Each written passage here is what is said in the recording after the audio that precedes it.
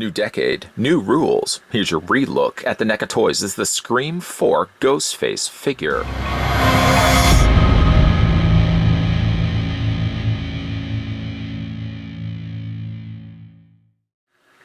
Do you like scary movies? The franchise that changed horror forever returns to a new decade with Scream 4.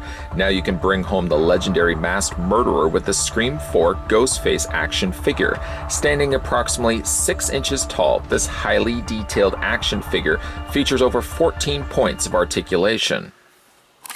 With the new NECA Ghostface figure looming in the not-so-distant future, and talks of Scream 5 finally starting to be underway, I thought it would be a perfect time to go back and have a look at Ghostface from NECA Toys. Now, NECA has released Ghostface through several different incarnations, also including a retro cloth version of him. But I thought for this instance, we would go and look at the re-released, remastered version of Ghostface. You'll see what I mean in a second. But before we do that, let me just provide the necessary 411 to you members of the mob. This Ghostface stands 7.2 inches in height. In centimeters, that works out to be 18.4, almost, not quite there, 18.5 centimeters tall. Yes, as I said, this was a re-released figure. NECA Toys did give us a Scream 4 Ghostface already. One thing that's also probably quite apparent when you look at the two side by side, something doesn't seem quite right about this Ghostface from basically the waist down. The soft goods material that they would use for the strands on the sleeves of Ghostface was actually the original material that they used from the waist down. Just like that. And then they realized, as many collectors probably thought the same thing, it didn't quite look right. Why you would have this part of the costume being a separate and different material altogether. NECA also, at the time that they did release the Scream 4 Ghostface, also released this guy as well. Don't worry, we'll do some close-up looks also at these guys in a second as well. This was this zombie Ghostface mask, something that was initially cut from Scream 4, this alternate costume mask, but it was something that was also released at the time that this Ghostface was released. And you can also see shared the same horrible accident of being produced with a soft goods material from basically, like I said, the waist down. Having a look at the figure's accessory, Ghostface included, well, a rather warped looking knife. At the time it did come out and it was still sealed inside its plastic prison, it wasn't so much the issue, it was a completely flat knife. But the softer plastic that they used for this hunting knife, unfortunately has warped over the time that I've stored this figure away. And that seems to be the case with all of these. Every single Ghostface that has been produced from Scream 4 all came with the same knife. And all of them, there's the other one right here, all suffer the same fate. You could heat this up, yes, in boiling hot water, flatten it out as best as you probably could, maybe put it in between something, and try to flatten and straighten out the knife. I mean, the knife doesn't look so bad. The problem, again, with it is the fact that it's using a softer material to produce it, and it's just inevitable that the knife is going to curve. I mean, for all actual fact, I might have even grabbed the wrong knife when looking at this Ghostface, but I grabbed the one that looked the less damaged, certainly the less warped. The knives are all identical to one another. There's nothing different between them. The handle of the knife has been painted in black, while the majority of the knife is all done in silver, at least painted in silver. You can take the knife and you can put it into Ghostface's hand. I always feel like I want to pluralize that. And it does sit in his hand. From what I remember, though, he didn't come with a voice box, he didn't come with a cell phone or anything like that, so hopefully when we do get a newer release of Ghostface trickling down the pipeline, we'll get more at the very least than just simply the one knife that he can hold in his hand right now. Just one thing, too, is the other hand is more the gestured hand. It kind of looks like it should hold something, but again, memory serves me correctly, I don't think this came with any other accessories other than the one hunting knife that we're looking at currently. So a comparison left to right and right to left, you can see the newer released Ghostface was a continued trend of using the same plastic from the torso all the way down to the bottom of the skirt. While of course it does produce a bit of a problem in the fact that you can't move the legs too much, he is articulated, but the plastic skirting of course does cause problems for actually moving the legs outward. I can guess that maybe that was the reasoning behind why NECA Toys decided to use soft goods, or the softer material, for the lower half of Ghostface when he was initially released. Sure, I think it works fine for the sleeves. It makes logical sense. I wouldn't want these to see these sculpted plastic, because they wouldn't have the natural drape that the soft goods fabric actually produces. The thing, though, is when you look at it from a skirt standpoint, I mean, it does look jarring, doesn't it? It literally looks like he's wearing additional clothing over top of his costume. It looks fine up here, but I mean, from the waist down, it's a really bad decision on NECA's part. Now, they obviously realized that, and the whole reasoning then why they then released this guy, which is basically just an exact carbon copy, at least from the waist up. It's a carbon copy to the one that we had gotten before, but fixing the problem that many people obviously pointed out. NECA Toys went completely plastic from the top of the shoulders all the way down to the bottom of the skirt. And while NECA did fix the error by changing out the soft material for the lower skirt for an all plastic, unfortunately there was one casualty that resulted from that, and it's this guy right here. This is the dubbed zombie mask of Ghostface that appeared in apparently a cut scene from the film, in which of course you've got a Ghostface mask that's been cracked and some slight discoloration to an otherwise all white mask. In a way, though, when you look at them side by side, I mean, I feel actually, and I've always felt this way, that the zombie mask was a better looking mask. The eye holes seemed a little larger, the mouth seemed better sculpted. I mean, like, if you look at them side by side, I feel there's clearly a big difference between the two. Heck, I would even love to just go in and paint this one white, because I felt like it would look like a better looking mask, though this one of course would have the cracks, very apparent cracks, and of course the damaging down the side of the mouth. But this is, again, the only way that you could get the zombie mask. I mean, in actual fact, you could easily just pop the head off. It just attaches via ball joint. It's actually two pieces, really. You have the head, which is actually the main mask underneath that, and then you have the top part of the cloak, the hood that fits over top of that. So, I mean, really, in actual fact, you could quite easily just pop the mask off and swap it out to whatever Ghostface you decide to want to display it with. I've actually considered even at times the idea of getting a second one of these, though, again, the price point on these now would be a little bit more heftier, at least, so that I could use still the zombie mask and swap it out. So then I would have two Ghostface, pluralizing, of course, with the two correct skirts, with the two correct costumes all in plastic, and the two alternate head portraits that we have a look at right now. Going back, though, to the original Ghostface from Part 4, and then the remastered Ghostface with the new corrected costume, the face sculpts, again, really aren't that much different from one another. I feel like the paint's a little cleaner on the newer release, but the assembly and the way it's built are exactly the same to one another. Still the plastic hood over top of an existing head that's underneath that, and they pop off, and you can replace them if you want to, but I do feel like the remastered version of Ghostface actually does look better. It does look a little bit better sculpted, and I think it looks a lot better of a paint job. It's a much more polished white versus this one right here, which I feel like could have probably used just another coat of paint.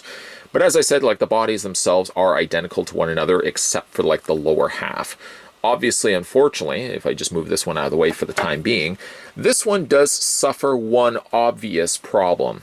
I mean, and again, I'm just trying to think of how NECA could go around doing this.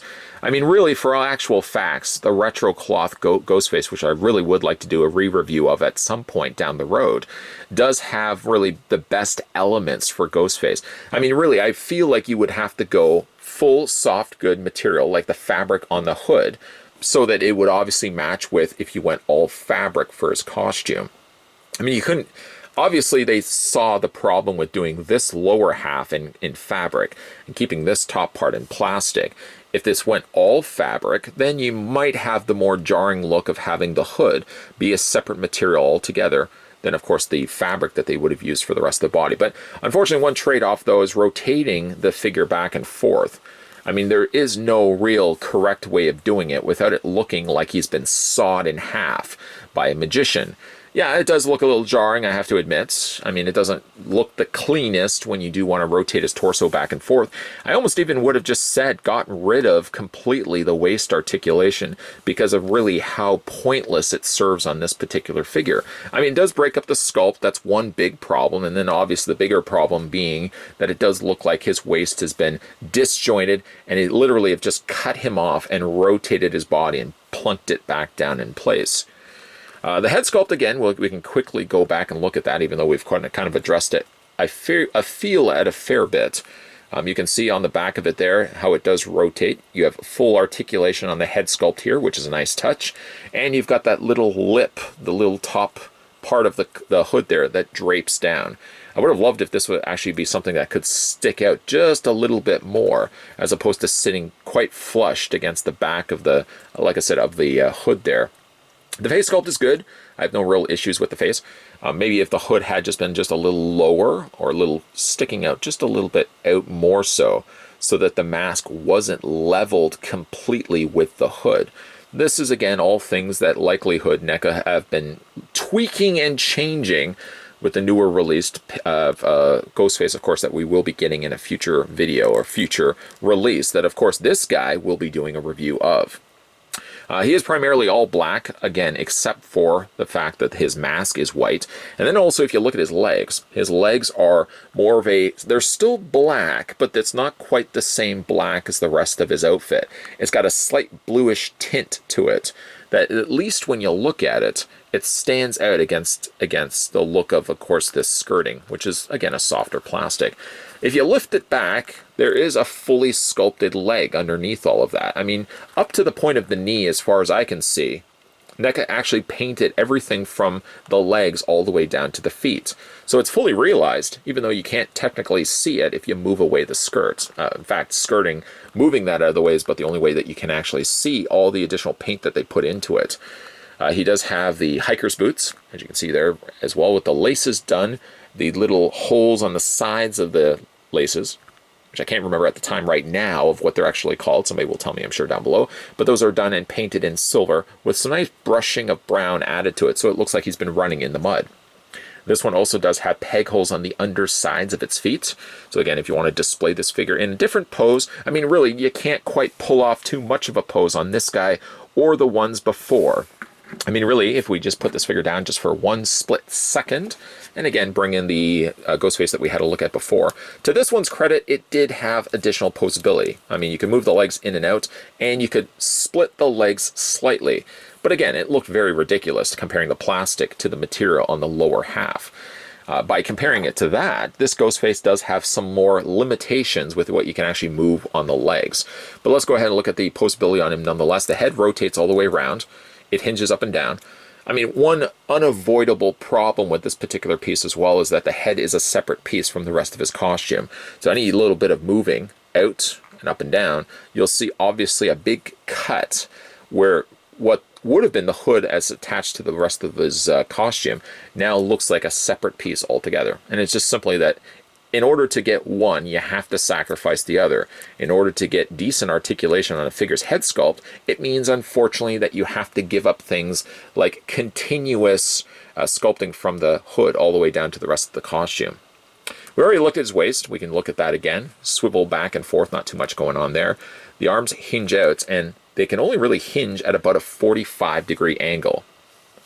Likely the culprit of that is the fact that the sculpting on the top of the shoulder is just too large in size, the sculpting that is, that's as far out as I can actually get the arms. Sure, yeah, they rotate all the way around. There's no issues with there whatsoever. He does also have a bend in the elbow, which also allows that lower forearm to rotate all the way around. And he does also have the hands that rotate all the way around as well, whether this one or this one right here. You can rotate those. Again, when it comes to the legs, you got to believe that there would be ball joints happening in there. I'm certainly well to say that there are ball joints happening in the legs behind the scenes. But again, it's all limited and constricted by the fact that he does have the skirting going over top of it. You can't really, again, have one and then complain about the other. Yes, this one has a more seamless look for the sculpt, so unfortunately the trade-off for that is he's a little bit more limited with what you can do with the legs. He does have a swivel on the top cut of the thigh. Yes, he does have the bend at the knee, but you really can't do anything with it other than maybe just this, other than maybe just this, and other than maybe just this, with a little bit of ankle pivot going on. Again, I'm really liking the look of Ghostface, and I'm super excited to see what NECA Toys is going to be doing with their new rendition of Ghostface. Again, we'll bring in the other ones so we can have a look at them. Here are the ones that we sort of started with. We'll bring those in. Certainly what I would love to see for a newer version of Ghostface, we'll just bring in the zombie one there. There we go. Is certainly more accessories. I mean, with this Ghostface being only really relegated to a hunting knife, I think a newer Ghostface definitely has to include some other stuff, like the voice-changing box, for example, which I guess was more so, it wasn't necessarily the fourth one, because I think that was the app than anything else, but maybe a cell phone certainly would come in handy for this guy. Of course, a hunting knife, sure, why not? And maybe a few other things that he's used in the film to kill and dispense his victims.